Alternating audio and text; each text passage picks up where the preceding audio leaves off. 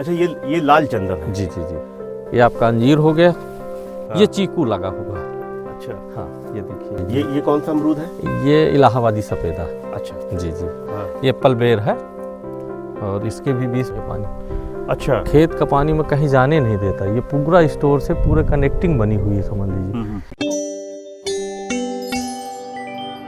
आइए, ठीक। आइए। ये देखिए हिमाचल का एप्पल, हरमन शर्मा वाला, ये है एप्पल। एप्पल, अच्छा। ये 48 डिग्री में ये सरवाइव होता है। ये हिमाचल का है? ये हिमाचल का हरमन शर्मा का। हरमन शर्मा जी, उन्होंने एक वैरायटी तैयार की है हाँ। जो 48 से 50 डिग्री टेम्परेचर में भी सरवाइव करे। ये तो सेब हाँ, है सेब हिमाचल का, का, हिमाचल का शर्मा। हरमन शर्मा 99 इस वैरायटी का नाम है। हाँ। और मुझे भी यूट्यूब वगैरह में देखने के बाद ऐसा लगा कि मैं भी अपने यहाँ प्रयास करूँ। तो ये अभी आपने कब लगाया ये पेड़? ये पिछले वर्ष लगा है दिसंबर में। अच्छा, तो अब ये कब, क्या उम्मीद है कि कब तक इसमें फल वगैरह आ जाएंगे, कितना बढ़ जाएगा ये? अगले वर्ष, जैसा वो उन्होंने बताया था कि 2 वर्ष में इसकी फ्रूटिंग शुरू हो जाएगी, तो अभी तो लग रहा है कि अगले वर्ष तक ये मैच्योर होगा। लगभग 8-10 फीट हो जाता होगा ये? हाँ, 10-12 फुट के लगभग इसका होता है। और हाँ, समय समय पर इनकी प्रूनिंग करनी पड़ती है। अच्छा, ये लाल चंदन है? जी जी जी। तो ये क्या है, यहाँ पर इस क्लाइमेट में लग जाता है ये? हाँ, आप देखिए, आपके सामने है, ये 4 वर्ष का पौधा है और बढ़िया सर्वाइव हो रहा है। और इसका आगे चल के अब कहते हैं कि इसका क्या उपयोग है आगे? आगे तो एक मन में आया था कि बागवान बगीचे में विभिन्न प्रकार के पौधे हों, तो चंदन का भी मैंने सुन रखा था। तो 5 पौधे मैंने लाल चंदन के और 10 पौधे सफ़ेद चंदन के लगा रखे। हाँ। ये चीकू लगा हुआ है। अच्छा, हाँ, ये देखिए बहुत चीकू। बढ़िया। ये लेने लायक है। हाँ हाँ, ये देखिए चीकू के फल लगे हुए हैं सब। ये चीकू आ गया है? जी जी, क्या बात है। ये इतने बड़े साइज का हो जाता है।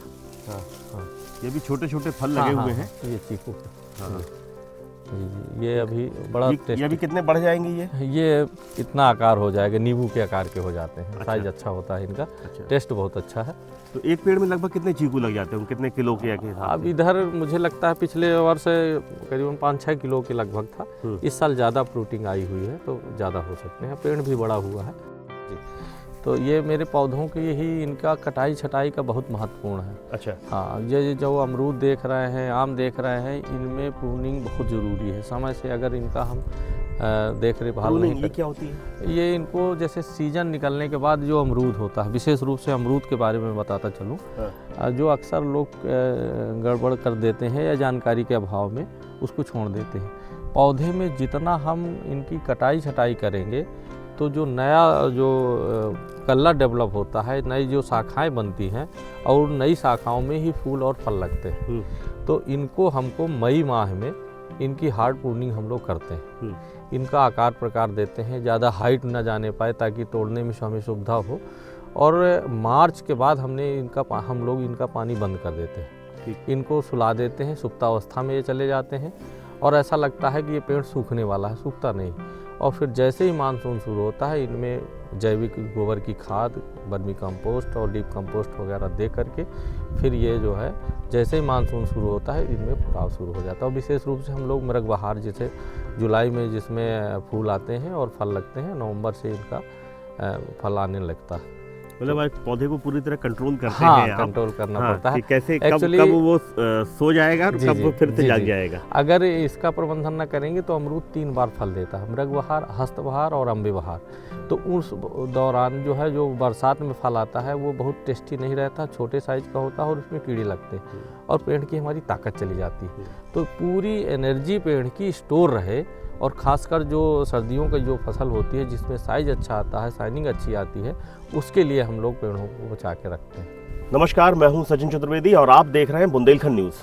आज हम खड़े हैं महुआ ब्लॉक में, बांदा जनपद के महुआ ब्लॉक में, गांव मणिपुर में। और मणिपुर में गांव में ये है आलोक सिंह जी का खेत, जहां पर उन्होंने विभिन्न प्रकार की वैरायटी लगा रखी है। एक नवाचार कर रहे हैं, इनोवेशन कर रहे हैं खेती के साथ में।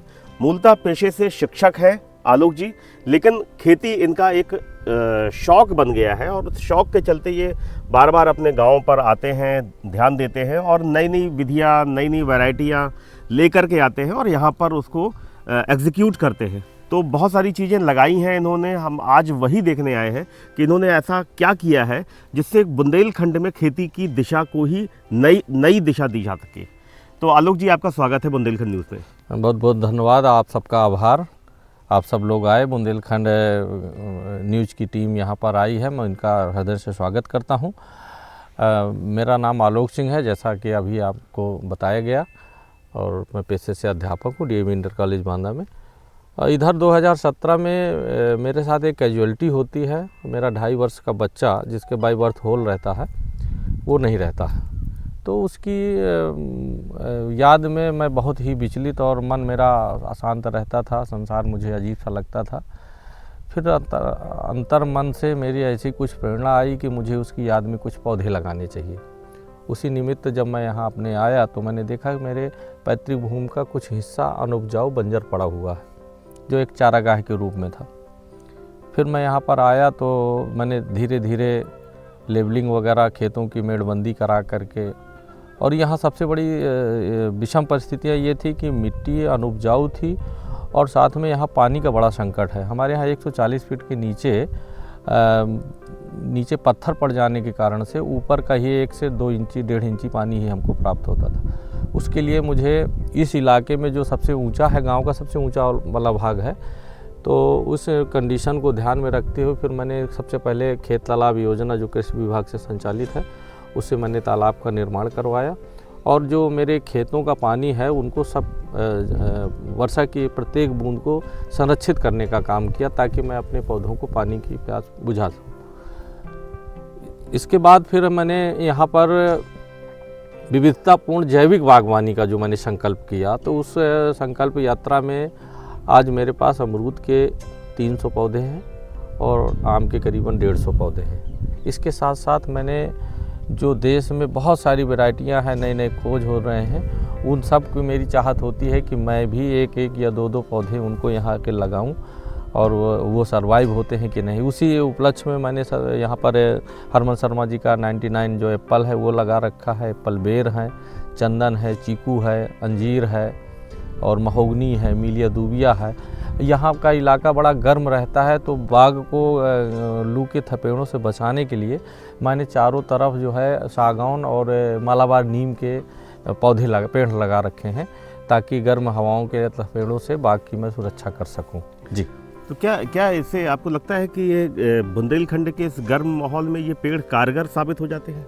निश्चित रूप से। अभी तक अब जो भी आप यहाँ देख रहे हैं, सभी वैरायटियों में मेरे आम के और अमरूद के सब में फल आ चुके हैं। मैं लगातार 3 वर्ष से इनका फल ले रहा हूँ। अब तो मैं मार्केट भी इनको लेके जा रहा हूँ, और यहाँ पर 1 दर्जन से ज़्यादा आम की भी वैरायटियाँ हैं, और कुछ रंगीन आम है मेरे पास, अंबिका है, अरुणिमा है, पूसा संस्थान की बहुत सारी वैरायटियाँ हैं, आम्रपाली है।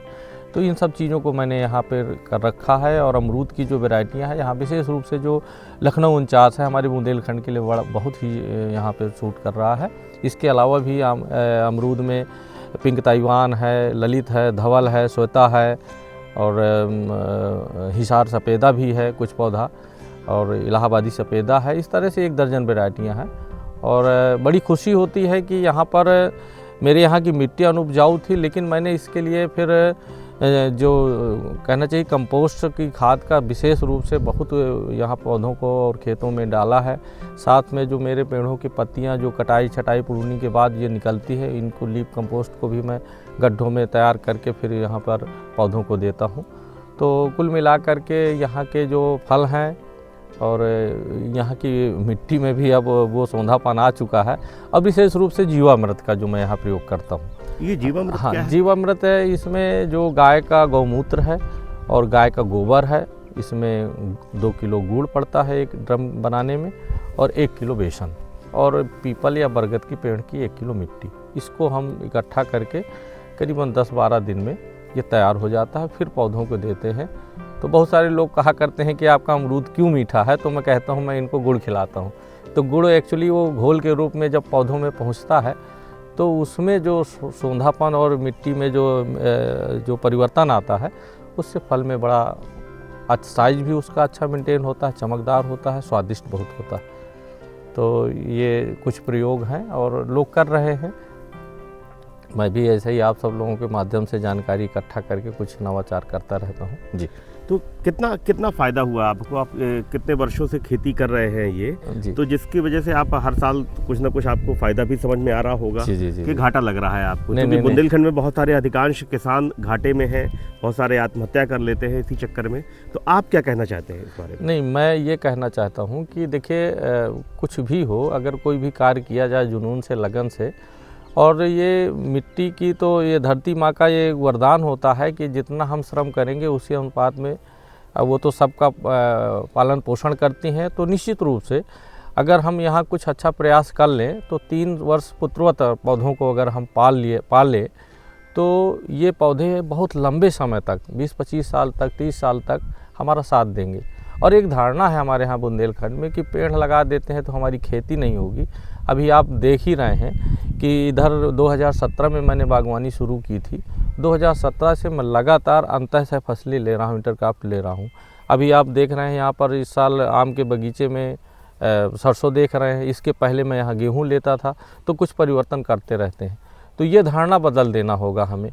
पेड़ लगाने से हमें नुकसान नहीं है। जितना हमारी पेड़ के पहले फसल पैदा होती थी उससे ज़्यादा अब हम फल भी प्राप्त कर रहे हैं और फसल भी हमारी तैयार हो रही। तो हमारा नुकसान क्या हुआ? तो ऐसा नहीं है। और आगे चल के ये जो फलों को जहाँ तक बात कर रहे हैं कि अभी तक इस वर्ष मैं आपसे बताऊं, मैंने अभी 50 कुंटल अमरूद मार्केट में निकाला है। अभी कुछ है, अभी 15-20% बचा है। तो इससे फ़ायदा ही है, नुकसान नहीं हो रहा है। तो लगभग कितना आपको फ़ायदा हो गया?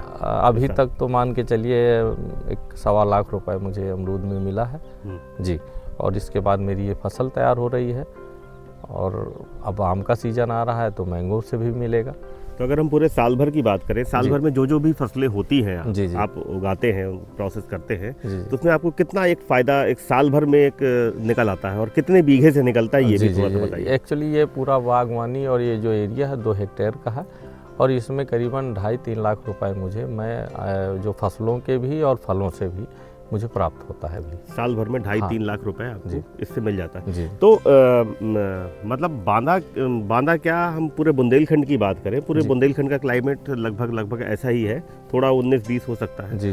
तो बुंदेलखंड में जो किसानों की प्रमुख समस्या रहती है पानी की कमी के कारण, क्लाइमेट का जो है अनियमित हो जाता है क्लाइमेट, उसके कारण जो उनकी फसलों को नुकसान होता है लेकिन उसके बावजूद भी आप बहुत अच्छी फसल पैदा कर पा रहे हैं, अच्छा फ़ायदा निकाल पा रहे हैं।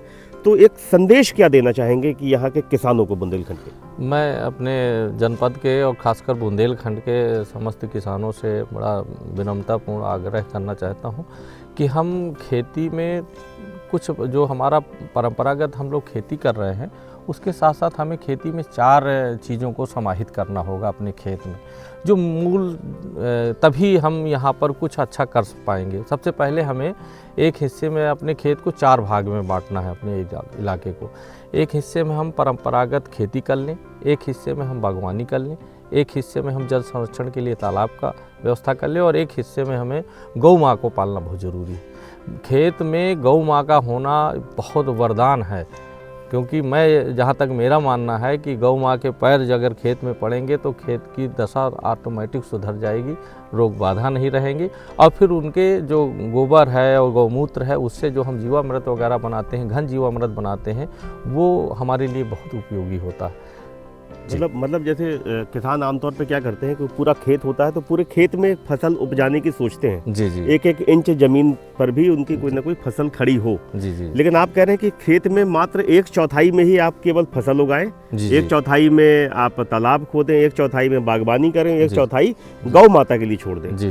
तो बहुत छोटा सा एरिया 1/4 में क्या वो पूरा पड़ जाएगा? हाँ, नहीं, कुछ किया जा सकता है। जैसे मान लीजिए आपके पास गौ वंश की सेवा करने का या उनको रखने के लिए, तो थोड़ा सा उनका भी स्थान दिया जा सकता है। साथ में हम कुछ किनारे हमारे पास नहीं है अगर जगह, तो हम किनारे बाउंड्री में ही अपने पेड़ पौधे लगा सकते हैं। तो उससे हमारे यहाँ का जो वातावरण हो जाएगा बहुत ही व्यवस्थित और सुंदर हो जाएगा। और साथ में ऐसा नहीं है कि अगर हम कुछ प्रयास करें, उसकी सुरक्षा करें। जैसे मैंने अभी कुछ दिन पहले अभी आप देखेंगे तो मैंने तार फेंसिंग कराने के साथ साथ करौंदे की बाड़ लगा रखी थी। मेरे पास 400 करौंदा लगा। हर वर्ष मैं 10 से 15 हज़ार रुपये का करौंदा बेच लेता हूँ। तो वो सुरक्षा भी कर रहा है और बाढ़ का भी काम करता है। तो कुछ तो हमें ऐसी व्यवस्था करनी पड़ेगी और प्रयास करने पड़ेंगे। ऐसा नहीं है आज खेती को जो लोग कहते हैं बहुत जटिल है, कठिन है, आज तो हमारे युवा इस क्षेत्र में बहुत नवाचार पूरे देश में हो रहा है। विविधतापूर्ण बागवानी की जा रही है, नई नई किस्में आ रही हैं जो 3 वर्ष में फलन देने लगती हैं और बेहतरीन आकार प्रकार ले लेते हैं पौधे। तो ऐसे नए जो प्रयोग हो रहे हैं, नए आविष्कार हो रहे हैं इधर पेड़ पौधों के क्षेत्र में, तो उसको भी हम अपना सकते हैं। और आजकल इतनी अच्छी सी वैरायटियाँ आ गई हैं, लगातार खोज हो रहे हैं, उनको भी हम अपने खेत में स्थान दें तो परिवर्तन होगा और बुंदेलखंड में बड़ी खुशहाली लाई जा सकती है।